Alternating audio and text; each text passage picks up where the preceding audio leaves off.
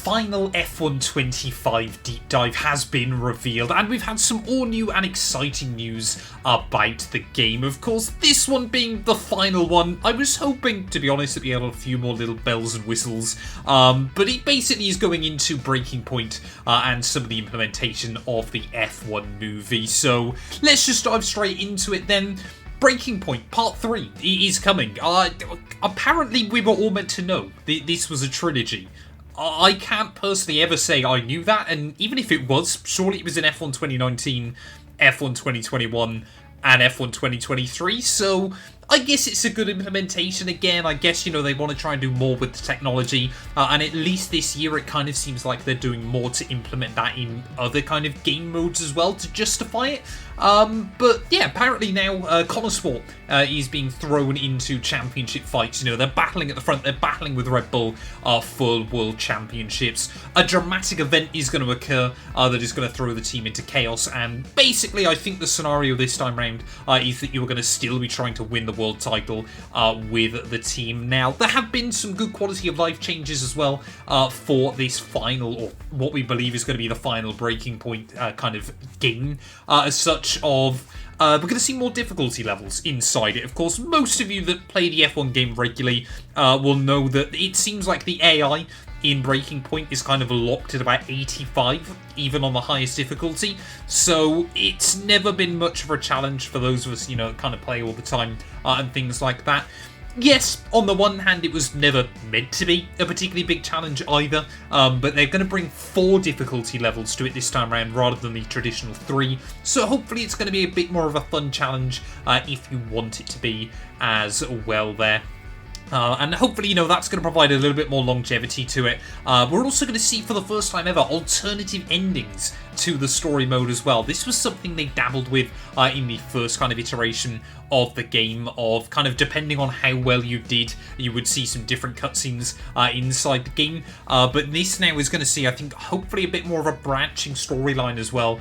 So, for example, GTA 5 is probably the best example I can think of this, where kind of your actions throughout the game will kind of change what happens in the end. No, I don't believe it's going to be kind of that in-depth, but I think hopefully it's going to kind of see a few different kind of branching storylines that can occur inside the game. And it also seems like this might be where F1 My Team, of course, this year, one of the big things is how you can choose which driver you're going to race as for every weekend. That is also going to be implemented into Breaking Point as well.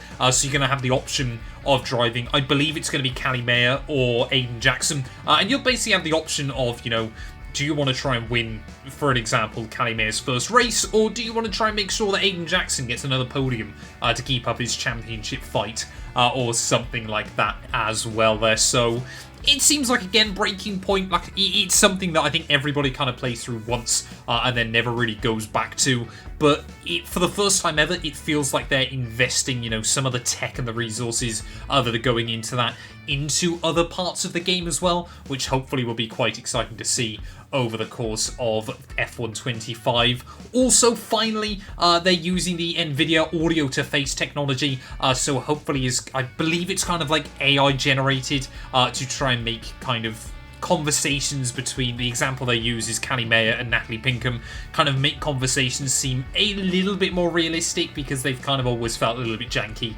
inside the games as well. And that technology actually as well is going to be implemented into My Team for F1 25. So yeah, finally they're using kind of those resources in more separate departments inside the game as well. Of course, one of the other things they mentioned is that, we already knew this, but the Connor Sport, of course, is then going to be implemented into, or you have the option to implement Connor Sport into the driver career mode or the My Team career mode as well. And like we mentioned back in the first deep dive, that is also going to allow you to obviously bring them in kind of a similar situation to where they end up in Breaking Point as well. So you can bring them in as like a championship contender, or, you know, the reigning champions and things like that.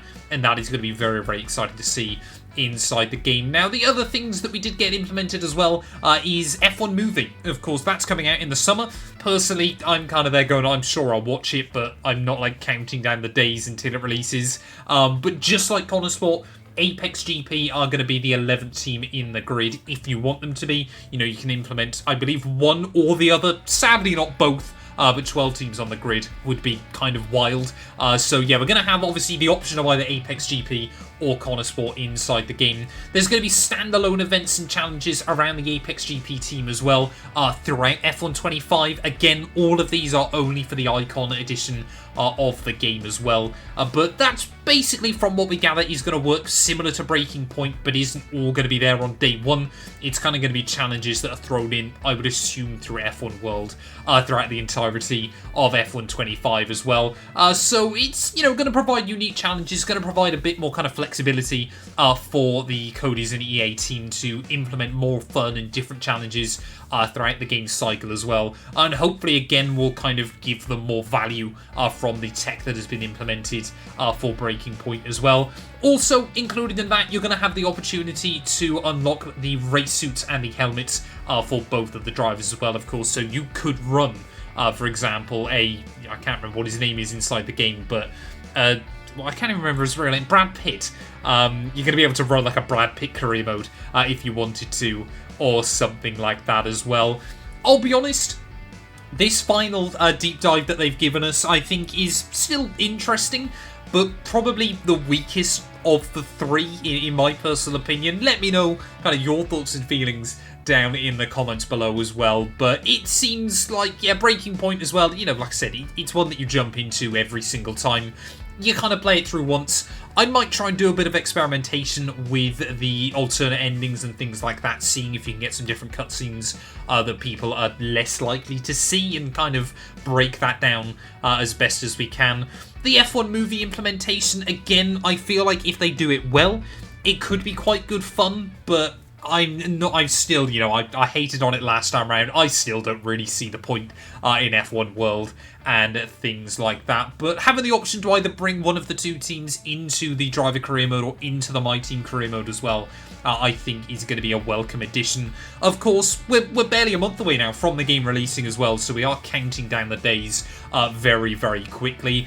I'm going to make a video in the next couple of weeks as well about things that you guys would love to see in F1 25, or kind of your reasons for why you're excited for the game or why you're maybe not so excited for the game in the not too distant future as well. But yeah, a massive thank you to all of you for the support throughout these deep dive videos. Let me know your thoughts and feelings, like I said, down in the comments below. Get yourself subscribed. We are getting very, very close to 140,000 subs as well. And also, if you want to help support us just a little bit more, click that join button. You get early access to all the videos, as well as a few other exclusive little perks. But yeah, Deep Dive 3, not the greatest, not the worst. Thank you all so much for watching. If I've missed anything, let me know, and maybe we'll make a follow-up video as well. But yeah, that's going to do us for this one, and we'll be back very soon with more Formula 1 content.